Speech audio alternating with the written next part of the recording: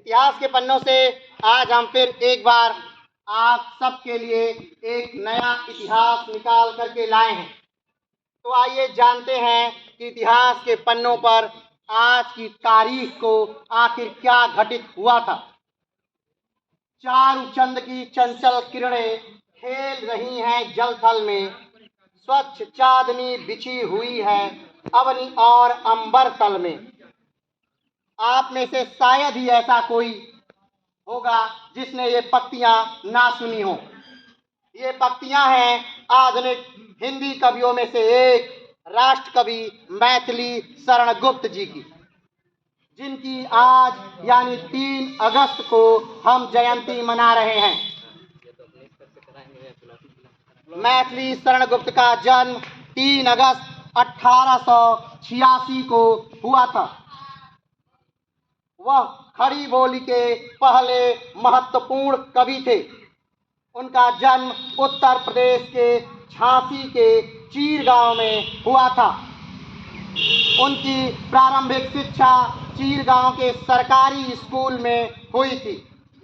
उन्होंने घर पर ही संस्कृत, हिंदी और बंगाली साहित्य का व्यापक अध्ययन किया था। उन्होंने बचपन से ही कविता लेखन शुरू कर दिया था। वह स्वभाव से लोक सामूहिक कवि थे और तत्कालीन सामाजिक समस्याओं के प्रति विशेष रूप से संवेदनशील थे। उनकी कविता एक ओर वैष्णव भावना को पोषण देती थी, वहीं दूसरी ओर जागृति और सुधार युग की राष्ट्रीय चेतना से प्रेरित थी। वह लाला लाजपत राय, बाल गंगाधर तिलक, बिपिन चंद्र पाल, गणेश शंकर विद्यार्थी और मदन मोहन मालवीय को अपना आदर्श मानते थे। उन्होंने पंडित महावीर प्रसाद द्विवेदी जी के प्रेरणा से खड़ी बोली को अपना रचनाओं का माध्यम बनाया। गुप्त जी ने विभिन्न पत्रिकाओं में कविता लेखन के जरिए हिंदी साहित्य की दुनिया में प्रवेश किया। 1910 में उनकी प्रमुख रचना रंग में भंग भारतीय प्रेस द्वारा प्रकाशित हुई। उनकी प्रमुख कृतियों में साकेत, मातृभूमि, भारत भारती, जयद्रथ वध, पंचवटी आदि शामिल हैं। उन्हें महात्मा गांधी द्वारा राष्ट्र कवि की उपाधि से सम्मानित किया गया था।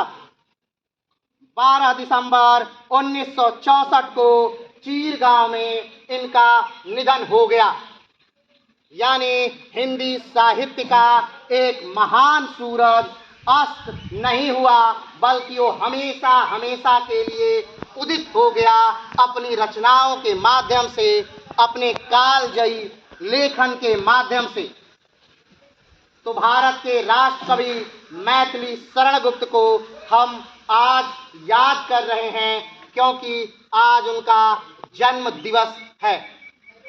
तो इतिहास के पन्नों से आज के लिए इतना ही। फिर मिलते हैं हम एक नए इतिहास के साथ। तब तक के लिए जय हिंद।